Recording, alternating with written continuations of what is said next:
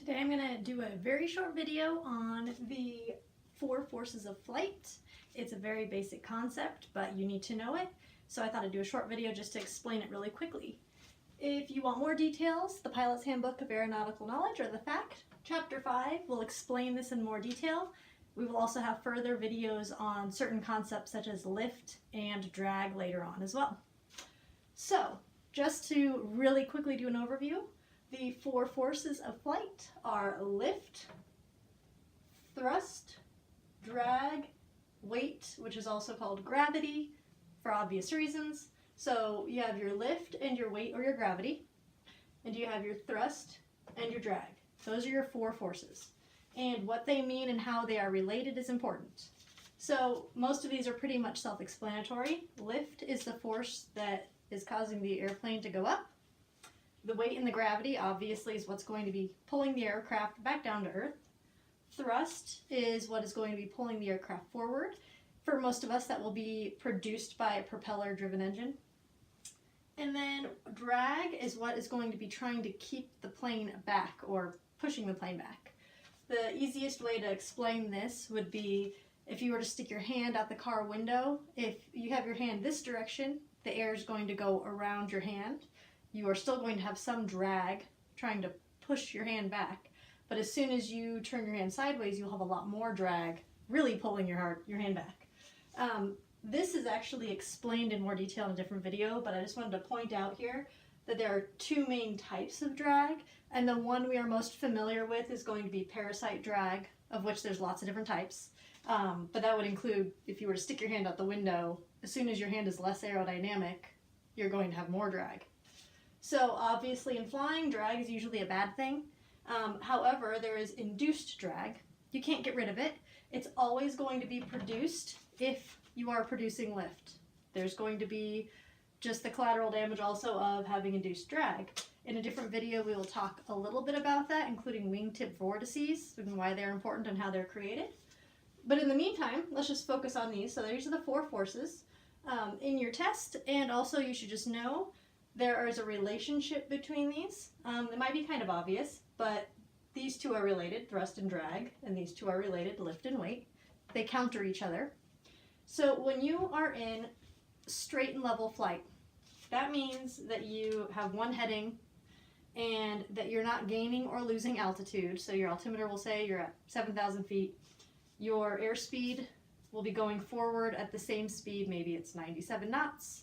And you're just going to continue moving this way. You're not going to speed up.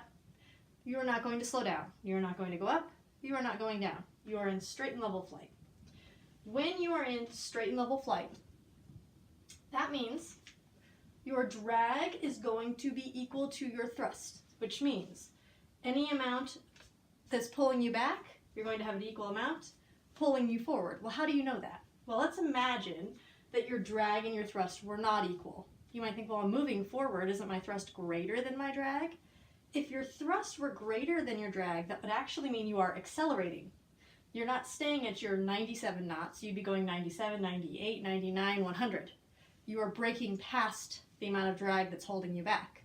That's why Newton says any object, whether it's at rest or in motion, whatever it's doing, it's going to continue doing that at the same way, like same speed, same direction, same trajectory, whatever, until there's a force that acts on it.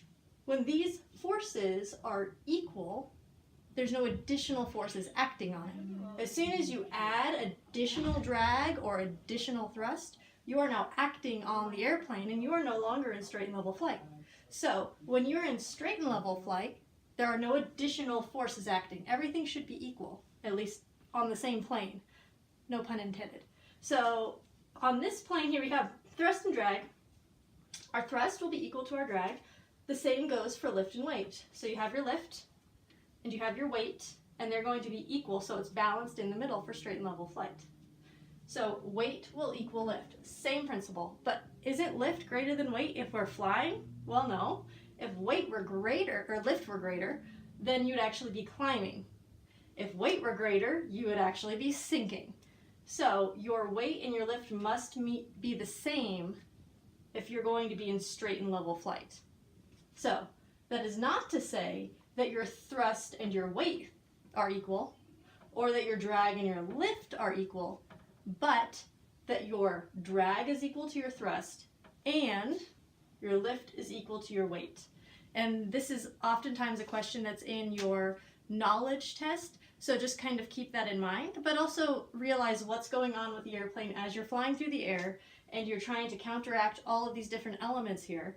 If you want to be in straight and level flight, you need to make it so that your drag and your thrust are equal and your lift and your weight are equal, and so you're going to configure the aircraft for that. So I hope that's relatively self-explanatory. This is the part that you'll want to remember. Again, we will discuss this a little more detail later, but your 4 forces of flight are lift, weight, gravity, drag, and thrust. If you have any questions, feel free to shoot me a comment.